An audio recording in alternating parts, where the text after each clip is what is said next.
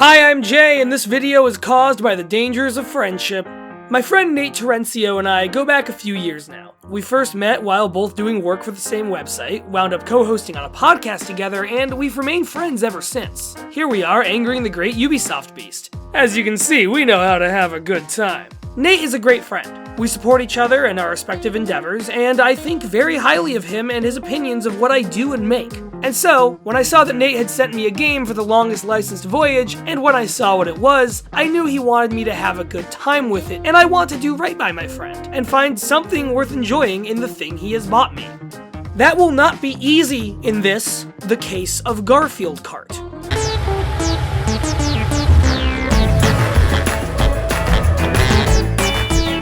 Garfield Kart is a game created by Artifact Studio, a French company responsible for such hits as the Motor Racer series, Agatha Christie, the ABC Murders, and El Internado, Virgin Play Adventure. On Steam, the game is described as the funniest Fast and Furious game.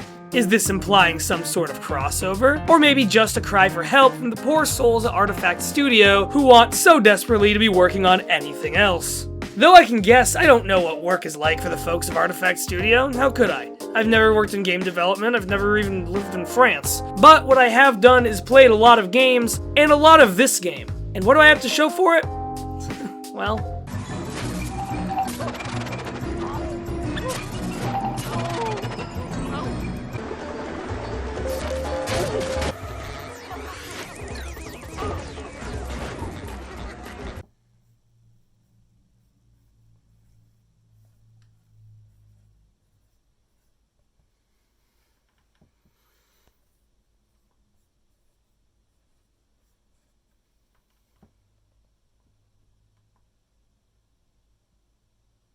I don't know what I can say about Garfield Kart that will make this video anything more than a flaming sarcastic car wreck that hates Mondays, but here's what I can say. Garfield Kart is trying to be Mario Kart, as you might have guessed, due to, I don't know, everything about it, all of the things that there are about it. And yes, I guess I could talk all day about that. I could talk about the fact that it copies off the Mario Kart grind mechanic, but with a version so haphazardly put together that you go the wrong way half the time. I could talk about the fact that the frame rate plummets when you go fast, a thing you are supposed to do in this, a game what has cars in it. I could even talk about how it seems like the PC version I played is some kind of port or maybe semi-port of a 3DS version. The game is playable with a controller, but most of its menus can only be navigated with a mouse, and some points tell you to touch rather than click an option. So somewhere along the way, Artifact Studio must have run out of money, time, or human souls, and just decided it was good enough.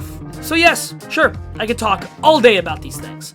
But as we move a little further into the full range of possibilities at our fingertips here aboard the longest licensed voyage, I wonder if that's really enough. No, I don't think it is. This game is indefensible, but not in a way that gives me much to say or you much else to enjoy, so let's look deeper. Nathan gifted me this game on Steam, so let's take a look at the Steam reviews.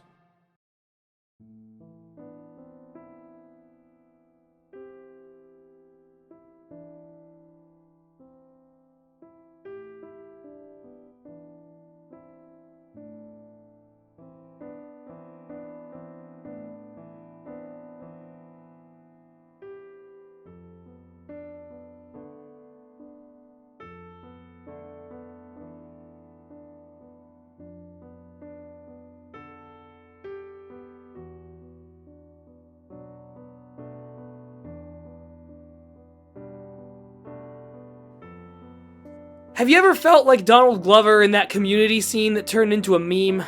Because that's how I feel reading these reviews. Some sort of collective decision was made here. Some brand of hive mind formed by the authors of these glowing reviews to open the gates into the realms of madness. I mean, for Christ's sake, this person's wife had a stroke. This one's whole family fell apart. And this one... this one seems fine. The phenomenon did not end there either. In my search into this game, I happened upon its straight and to the point page on the official Garfield wiki, a thing which, yes, of course exists. I looked at their comments section, and there too, there was some sort of meme taking place. The meme persisted. And so I went back to Garfield Kart after bearing witness to these reviews to see if I could find some footprints of the path that led us here. If a gaggle of Steam users could see this game, and all somehow know that it was to be made into the subject of a nigh-endless volley of ill tidings from the darkest recesses of the hearts of man, was it not my duty to find out precisely why? Surely, somewhere in this mess of tracks and cartoon animals, there must be an answer, a method to the madness of this whole affair. And so I drove. I drove through city streets and woodland trails and some sort of ancient Egyptian temple. I embodied the immortal bones of John, a man defined by making this sound sometimes. And as I drove, I did indeed learn many secrets of the road, skills that only masters of burning rubber can truly understand after years and years on the track of life. I learned that sometimes when you turn left or right, your cart will decide to just keep going that way after you've stopped tilting the stick, because this is not a game which cares what way you want to go. I learned that the tracks in Garfield Kart are unlocked by spending the coins you collect in your races. Most of the time I collected maybe 5 or 6 in a single race, and most of the tracks cost a lot more than that. Seriously, you would have to play like 40 hours to unlock all the tracks probably. I guess what I'm saying here is Garfield is the 1%. I also learned that apparently there is a Garfield character named Harry, who seems to have been birthed from 2008 French program The Garfield Show. He looks like the Garfield universe equivalent of a Sonic the Hedgehog OC. According to the Garfield wiki, he's another town cat who hangs out with Garfield, but doesn't seem to have quite as much morality as Garfield. Let it be now known and forever remembered that Garfield is the moral compass by which we should all find our paths through this crazy world, or at least this game. So, after playing around 20 hours of Garfield Kart, I still felt as though I just didn't have quite enough to show for it. It's a bland, lazy ripoff of a venerated franchise, doesn't really try to be anything else. Instead of mushrooms, you go faster by eating lasagna. Instead of throwing green and red shells, you throw pies with homing beacons. Instead of a star that turns you invincible, you get perfume. I don't really have like a joke for that one. Why perfume? It's one of those things like characters in bad anime being obsessed with panties. Is Jim Davis a weeaboo? I really just wanted to say the sentence, is Jim Davis a weeaboo? All of this is well and good, except for Harry and his awful face, but it doesn't get us any closer to figuring out what turned this game into a momentary phenomenon. In my cursory Googling, I discovered that the game does have its own page on Know Your Meme, which details an oddly specific story. Apparently, that game was suspected to contain an ARG related to the Steam Winter Sale in 2015. It even spawned a subreddit, r/DankGarfieldKart memes. The thing is, almost all of the striking works of madness via review that I found were posted long after either the relevance of the meme or the last post on DankGarfieldKart memes. And so the mystery continues. I am not the first to see this phenomenon either. Kotaku wrote an article featuring some particular hollow, gasping writings, pointing at them for readers' amusement like someone driving past a roadkill being eaten by vultures. But it seems as though Nathan Grayson here doesn't have any answers for us either. So, are we driving in circles? Accelerating up the wrong tree? I still don't think so. After all of that, I found my research taking me back to Garfield Kart's developer, Artifact Studio. I scoured the internet for anything. Fodder for jokes, actual revelations, anything at all. I wish I could read French. It seems as though this studio has never had a big break. They worked on stuff like a tie-in game for the CGI movie Igor, which, who knows, we'll probably stumble upon one day in this series. Given that, maybe Garfield Kart really was their big break, all things considered.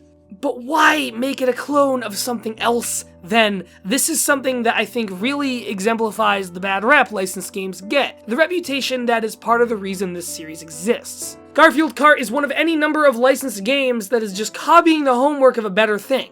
Sarcastic feline see, sarcastic feline do.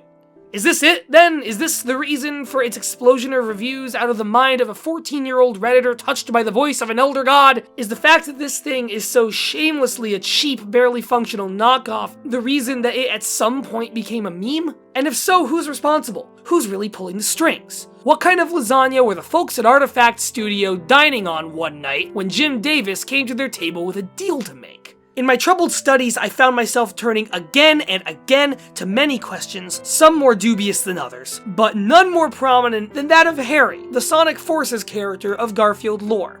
And I got to thinking, The time-honored tomes of the Garfield Wiki, whose word we have little choice but to take as law in this matter, detail that Harry does not possess Garfield's moral compass. Let's think on this. Harry, as a character, seems to be cast as a sort of dark Garfield, a shadow to Garfield's Sonic. Garfield has things he hates but also things he loves, and apparently also does have some degree of morals, his gluttony and dog-kicking aside. After reflecting on these things, I began to reflect yet again on Artifact Studio and their likely desperation to make something, anything, better than this. They must feel themselves to be the Harry to the Garfield of more successful studios, the Garfield of Mario Kart even. All Artifacts wants is to be loved like those better games are.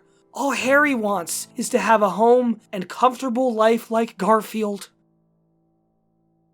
So what lengths might a studio gone full Harry be willing to go to in order to be loved? What would they be willing to put into their game to sway players into letting their collection of carts and animals into their hearts? I think the answer, the only plausible answer really, lies in mind control.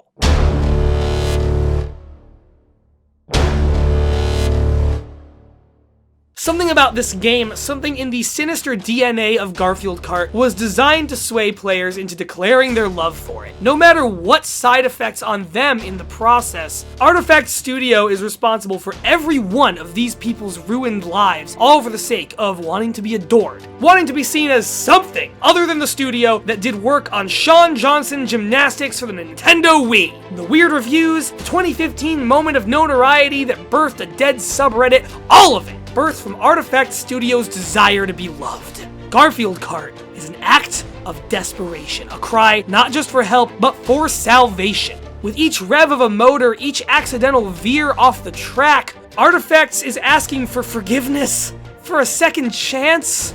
And I, for one, think, despite their mind crimes and the damage they've done to the already nuclear hellscape of Steam, they deserve one last chance. If my friend Nate ever sends me another game for the series, I'll give him another chance. After all, it's not like he could have known about the dark workings of this game. It's not like this could have been a deliberate attempt on his part to ruin me, to break me with a game designed to harvest love and cultivate madness. Or could it?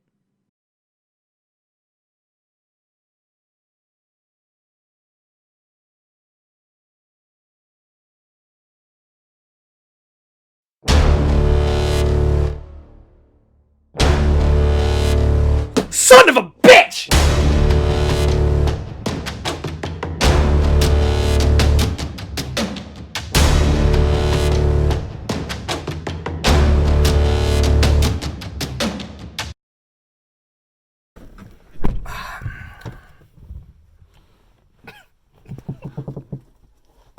No, I'm